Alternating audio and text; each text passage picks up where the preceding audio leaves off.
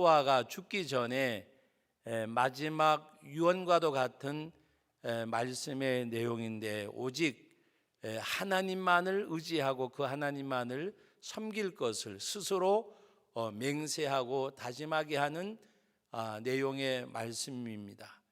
그리고 하나님께서는 그들이 하나님의 명령을 지켜 행할 때에 어떤 언약을 세우시는 가운데 돌을 세워서 이 돌이 들었다는 말씀을 하시면서 언약을 스스로 하게 하고, 언약의 증표로 또 모든 그 신상 우상들을 다 제거할 것을 말씀하고 있습니다.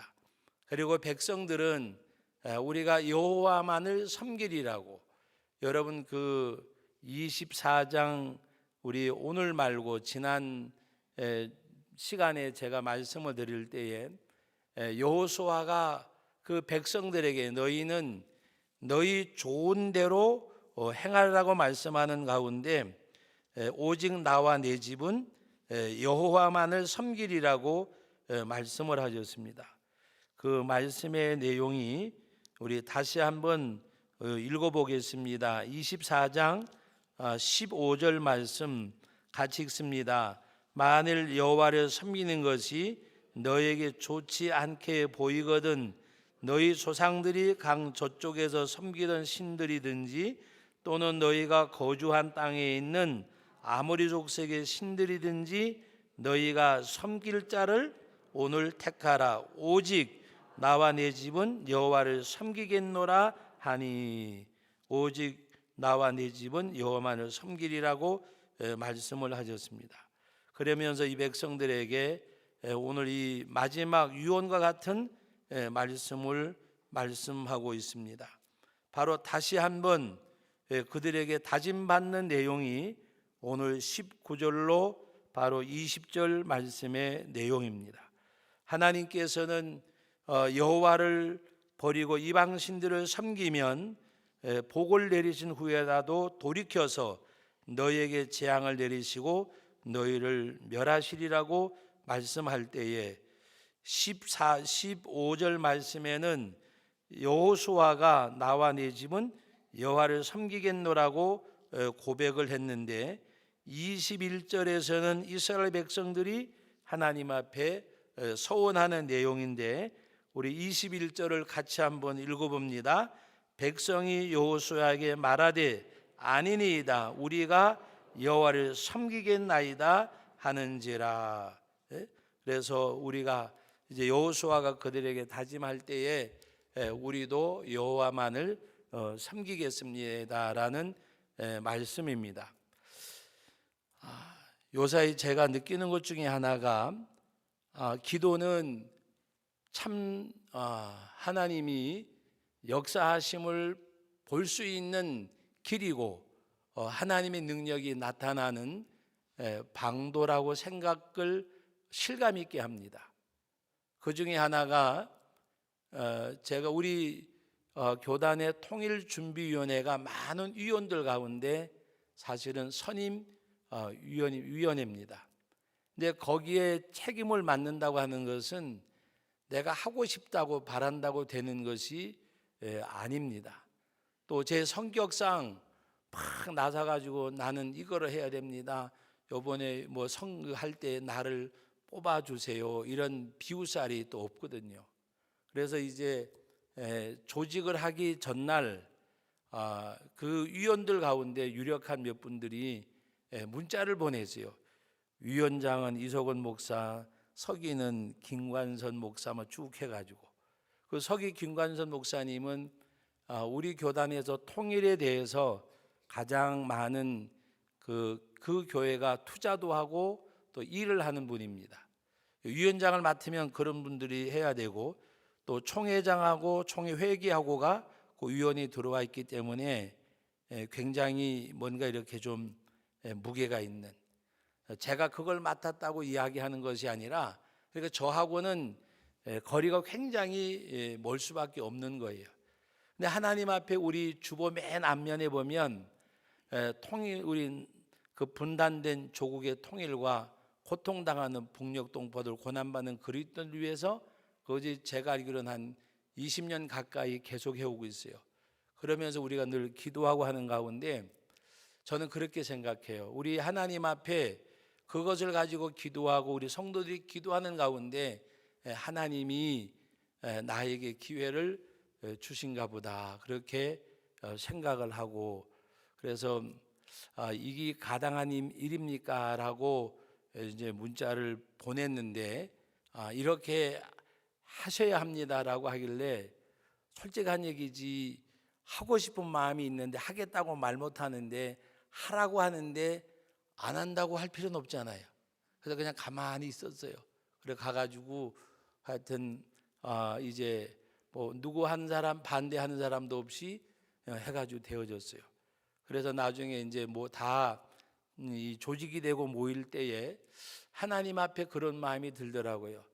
저 한라에서 백두까지 그런 생각이 드는 가운데 이제 계획을 세우면서 우리 한국의 최남단에 있는 서귀포에 있는 교회에서 기도회를 하고, 그 다음에 중간에 판문점에서 기도회를 하고, 마지막에는 평양 가서 세 번째 기도회는 하면 좋겠다. 그냥 그렇게 이야기하면서 취임사 비슷하게 인사하는 가운데 백두에서 한라까지 하나님이 은혜 주셔서 하면 좋겠다 그렇게 했는데, 서귀포에 있는 동홍교회 가서 이제 1차 평화통일 기도회를 하고, 그리고 거기 산정현 교회, 사실은 위원장 교회가 해야 되는데 제가 또 교회 짐 지우는 것이 부담이 돼서 이제 그 서기되는 목사님 그 산정현 교회에서 150만이 넘는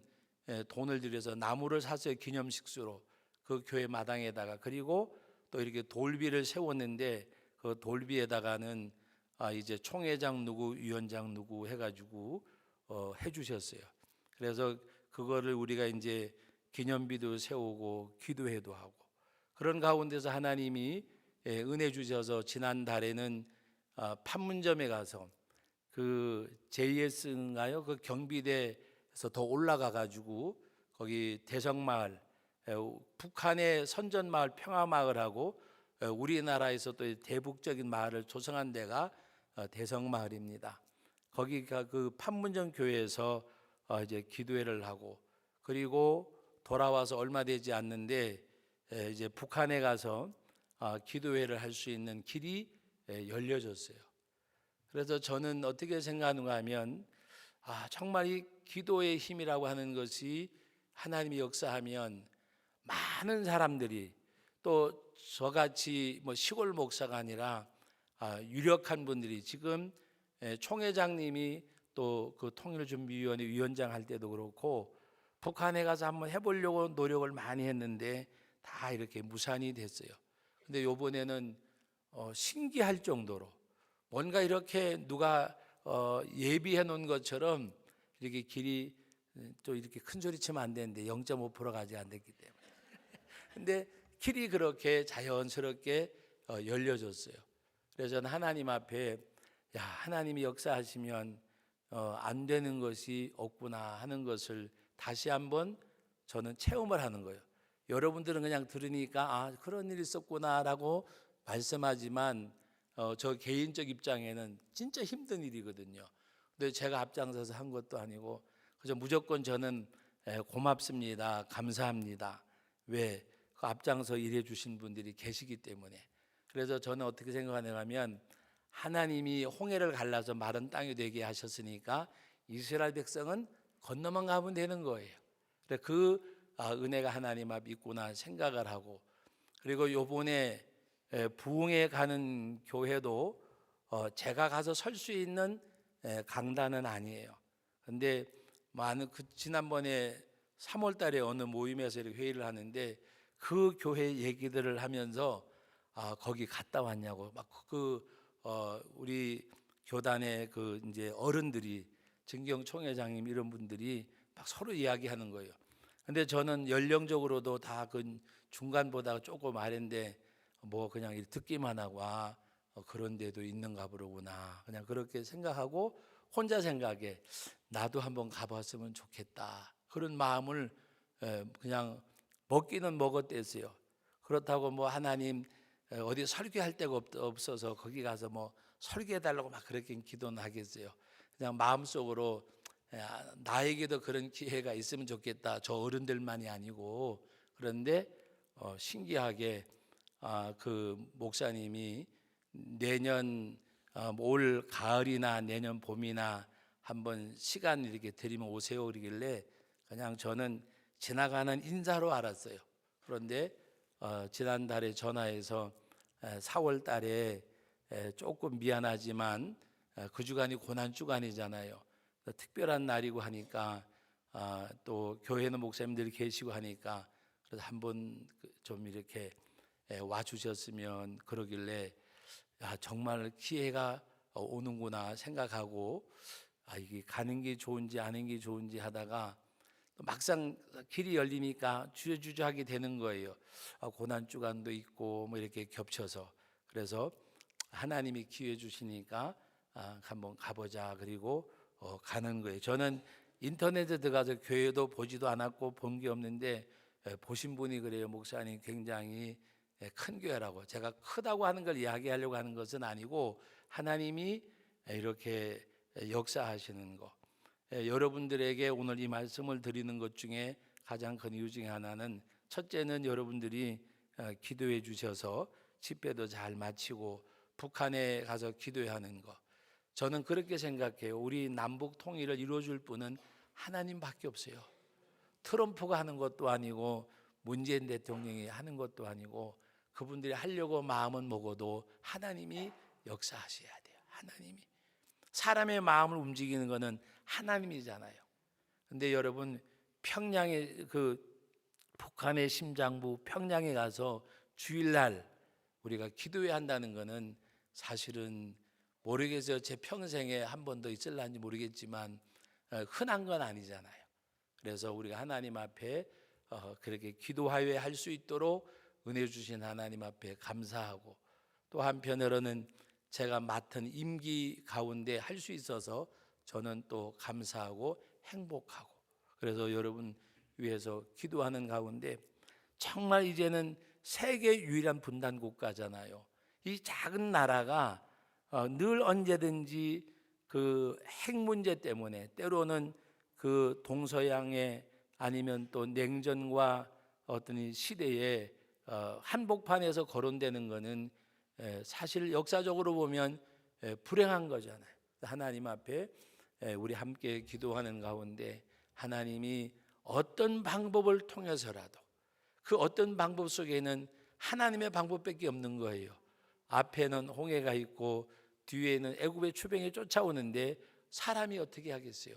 하나님이 홍해를 갈라주시는 바로 하나님의 역사밖에는 없기 때문에 우리 대한민국의 통일도 다 보면 북한, 남북한 외에 일본이나 중국이나 소련이나 미국이나 우리를 싸고 있는 4대 강국들은 국익이 우선이지 우리나라의 이익이 우선이 아니에요. 자기들 국익이 먼저지. 만약에 북한에서 미국까지 가는 로켓을 개발하지 않았다면 미국이 저렇게 나서겠는가? 아니거든요. 자기들 본토가 공격의 대상이 되니까 어쩌든지 피해 보려고. 그러므로 여러분 사드 배치 때문에도 나라가 다 시끄럽고 지금 중국과 관계가 어려운데 과연 사드 배치가 우리나라의 국익을 위한 건가? 왜 중국과 소련이 그렇게 반대하는가? 그것은 그 레이더망에 자기들의 모든 것이 걸리기 때문에 반발하고 우리들에게 그 기지를 허락한 우리나라에 보복을 하고 우리는 피해를 보는 거예요. 물론 우리 국익적인 것도 있지만 그것이 전부가 아니라는 말입니다. 그래서 하나님 앞에 이제는 이 나라가 반만년 역사 가운데 수의 수많은 강대국들 인해서 수탈당하고 짓밟혀 왔잖아요. 이제는 하나님 여기서 멈추게 해달라고 기도해야 돼요. 너희가 고난받은 날 많지 너에게 은혜를 주리라고 말씀하셨던 내용이 이 땅 위에 임해서 그동안 수많은 반만년의 역사 가운데 수탈과 짓밟힘과 자기들의 국익 때문에 예? 청일 전쟁 때문에 이 나라가 전쟁의 길목에 서 있었고 많은 비극적인 역사 가운데서 이제는 이것이 이제 청산되어지고 정말 우리가 복음으로 하나가 되어져서 이 나라가 순환의 세월 많지 하나님 앞에 통일의 복을 누리는 그 나라가 되도록 우리가 함께 기도하셔야 합니다. 그래서 오늘 우리들은 여호수아가 너희 소견에 옳은 대로 행하라, 나와 내 집은 여호와만 섬기겠다고 말씀하면서 오늘 19절 이하의 본문의 말씀에서도 하나님께서는 너에게 복을 말씀하셨지만 너희가 하나님을 버리고 이방신을 섬기면 복을 준 후에라도 너희에게 하나님께서 재난을 주시고 그리고 하나님이 멸하시리라고 오늘 20절 말씀에 말씀하고 있습니다. 그럴 때 백성들이 하나님 앞에 다행스러운 것은 우리가 여호와를 섬기겠나이라고 말씀을 하고 있습니다. 그때 여호수아가 22절 말씀하는데 같이 22절 읽어봅니다. 여호수아가 백성에게 이르되 너희가 여호와를 택하고 그를 섬기리라 하였으니 스스로 증인이 되었느니라 하니 그들이 이르되 우리가 증인이 되었나이다 하더라. 바로 여호와를 택하고 섬기리라고 말씀하셨습니다. 우리 다 같이 우리도 한번 고백합니다. 나와 내 집은 오직 여호와만 섬기리이다. 네. 여러분들이 증인이 되셨어요. 여러분들 입술에 고백을 하셨어요. 그러므로 오늘 우리들은 어떤 가운데서도 나와 내 집은 오직 여호와만 섬기리라는 이 고백의 말씀, 이스라엘 백성들이 그와 같이 하나님 앞에 고백을 했을 때 하나님 앞에서 여호수아는 너희들의 고백을 나타내라고 말씀하십니다. 그것이 오늘 23절 말씀인데 같이 읽어봅니다. 여호수아가 이르되 그러면 이제 너희 중에 있는 이방신들을 치워버리고 너희 마음을 이스라엘 하나님 여호와께로 향하라. 오늘 이 말씀을 설교 제목을 삼았잖아요. 바로 무엇을 말씀하느냐? 이방신들을 치워버리고 너희 마음을 이스라엘의 하나님 여호와께로 향하라. 우리 마음이 하나님께 향하여야 돼요. 여러분 우리가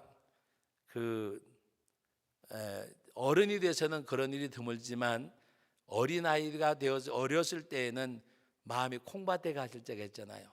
친구들하고 공동묘지에서 만나서 칼싸움하고 놀기로 했는데 아버지가 딱 오시더니 야, 너 저 소 가지고 나가가지고 바로 풀 좀 뜯겨라 그래요. 그러면 어쩔 수 없이 친구들하고 공동묘지에서 칼싸움하기로 했는데요 말 못하잖아요. 그리고 소를 끌고 가서 풀을 먹여요. 그는 괜히 죄 없는 소 엉덩이짱이만 그냥 가서 때리고. 그런데 마음은 어디 갔어요? 친구들은 공동묘에서 칼싸움하고 있을 때인데 그게 마음이 뭐요? 콩밭에 가 있는 거잖아요. 여러분 오늘 우리들은 우리가 예수님을 섬기고 하나님을 섬기면서도 우리의 마음이 하나님을 향하지 않고 때로는 내가 뭔가 원하는, 내가 하고 싶은, 내가 원하는, 하나님이 원하는 것이 아닌 내가 원하는 것으로 우리가 눈길을 주고 마음이 쏠릴 때가 있잖아요. 그러나 오늘 하나님의 말씀에는 오직 이스라엘 백성들에게 우리가 여호와만 섬기리라고 말씀할 때에 그러면 너에게 징표를 보여라. 그것은 우상을 치워버리고 너희 마음을 이스라엘 하나님 여호와께로 향하라고 말씀하고 있습니다. 여러분 우리가 하나님을 사랑하는 징표가 뭐냐? 내 마음이 어디에 가 있는가? 내 마음이 어디에 가 있는가? 정말 우리의 마음이 하나님을 향하는 가운데 우리가 찬송 가운데 보면 예수님이 좋은 걸 어떡합니까? 라는 말씀대로 하나님이 나는 정말 좋은데, 하나님이 좋은데, 예수님이 좋은데, 어떤 우리 집사님 한 분이 이제 이렇게 신앙생활 하시면서 교회 와서 아침에 오면 저녁 예배까지 하루 종일 교회에 있는 것이 너무 좋고 교회에 있는 것이 천국에 있는 거와 같다고 이야기하시더라고요. 여러분, 그것이 하나님 앞에 기쁨이 되니까 그렇지, 만약에 아침 9시 좀 넘어서 교회 와가지고 조금 이따 예배 마치면 8시 반, 9시도 집에 돌아가는데 12시간을 교회 와 있다가 하는 거예요. 12시간을. 근데 그것이 만약에 싫은 것을 12시간 동안 붙들어 놓는다 그러면 하루가 모르긴 몰라도 천년까지 힘들 거예요. 그러나 그것이 기쁨이 되고 즐거움이 되면 너무나도 아쉬운 거잖아요. 아쉬운 거. 예? 여러분, 우리 마음이 하나님을 향하면 예? 내 마음이 어디로 향해 있는가가 내 삶의 방향을 결정을 하고 내 걸음을 결정하는 거예요. 내가 우로 가야 되겠다라고 생각을 하지만 내 발걸음은 좌를 향하게 있고, 내가 이제는 올라가야 되겠다고 마음을 먹지만은 내 발걸음은 아래로 향하고 있다면 그건 다름이 아니라 내 마음이 그곳에 있기 때문입니다. 여러분, 물질에 대해서 말씀할 때에 마음이 있는 곳에 물질이 있다 그랬잖아요. 물질이 있는 곳에 마음이 있다 그랬어요. 그래서 너희 보화를 하늘에 쌓아놓으라. 하늘에 쌓아놓으라. 보화는 내가 가장 귀한 것, 내 재능이든지 물질이든지 내가 원하는 것, 하나님 앞에 드려주는 것, 하나님 앞에 드려주는 것. 여러분, 그것은 바로 내 마음이 그곳에 있기 때문에. 그래서 오늘 이 말씀의 내용, 여호수아의 이 마지막 오늘 말씀 가운데 보면 바로 29절 말씀에 여호와의 종 눈의 아들 여호수아가 110세의 죽음에 그랬습니다. 그리고 저는 오늘 이 말씀을 보면서 신앙의 믿음의 흐름이, 여러분들 신앙의 흐름이 대를 잇는 그것이 있기를 주의 이름으로 축원합니다. 주님의 이름으로.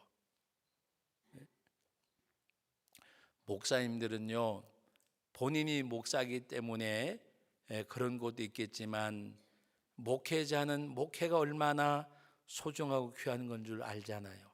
그러니까 자기 자녀들이 목회자 되는 것을 굉장히 그걸 큰 은혜라고 생각을 해요. 사모님들하고는 조금은 생각이 달라요. 왜? 사모님들은 목회를 돕는 동역자지만은 목회자는 아니기 때문에 마음을 알아도 100% 알 수는 없잖아요. 그러나 그 목회자인 아버지는 자기 아들들이, 자녀들이 목회자 되는 것을 굉장히 서로 간에 부럽게 생각을 해요. 부럽게. 그래서 그 지난번에 우리 교회 붕에 오셨던 목사님도 사석에서 설교 시간에 얘기했지만, 아유, 목사님은 어떻게 했냐고. 그래서 저는 어떻게 한 거는 없어요. 제가 하나님이 은혜 주셔서 둘 다 목회를 어떻게 그렇게 하냐고. 나는 하나라도 시켜보려고 했는데 이것들이 말을 안 듣고. 그 목회자들끼리 모이면 하는 얘기가 그 얘기요. 여러분들 가정에도, 저는 목회를 말하는 것이 아니라 여러분들의 그 믿음의 생활이 대를 이어서 흘러갈 수 있기를 주님의 이름으로 축복합니다. 제천에 이 약국 그러면 굉장히 유명했다며요. 제가 이 약국을 첫 번에 와서 좀 본 것 같아요. 제가 90년도 왔을 때는 그 중앙시장 입구 쪽에 이 약국이 있었던 것 같아요. 지금 찐빵집 하는 그 자리에. 그래서 얼핏 보고 나서는 없어졌는데 나중에 알고 봤더니 제일감리교 이장렬 장로님 아버지가 거기서 장로님인데 약국을 하셨고, 또 아들이 또 약사가 돼가지고 약국을 하셨다고 이야기를 하더라고요. 근데 그 아드님이 또 장로님이 되실지는 잘 모르겠지만 대를 이어서 이렇게 한 교회에서 직분을 이어가며 믿음 생활하는 걸 보면서 너무 귀하게 생각되어지더라고요. 제가 오늘 여러분들에게 이 말씀을 드리는 것 중에 하나는 오늘 말씀에도 그 내용을 담고 있기 때문입니다. 오늘 말씀 가운데 여러분 31절 말씀 같이 한번 읽어봅니다. 이스라엘이 여호수아가 사는 날 동안과 여호수아 뒤에 생존한 장로들 곧 여호와께서 이스라엘을 위하여 행하신 모든 일을 아는 자들이 사는 날 동안 여호와를 섬겼더라. 그런데 이 말씀의 내용은 두 가지가 함축되어 있는 것을 느낄 수가 있어요. 하나는 뭔가 하면 이 세대, 하나님의 역사를 본 세대가 있는 동안에는 여호와를 섬겼는데, 이 말씀이 주는 의미 가운데 하나는 그 다음 세대들은 하나님을 온전히 섬기지 못했음을 담고 있어요. 여호수아가 사는 날 동안, 여호수아가 죽은 후에도 여호수아를 통하여 하나님이 일하신 것을 본 사람들은 사는 날 동안에 여호와를 섬겼다. 이 말씀은 뭐요? 그 후손들은 떠난 사람도 있다는 말이잖아요.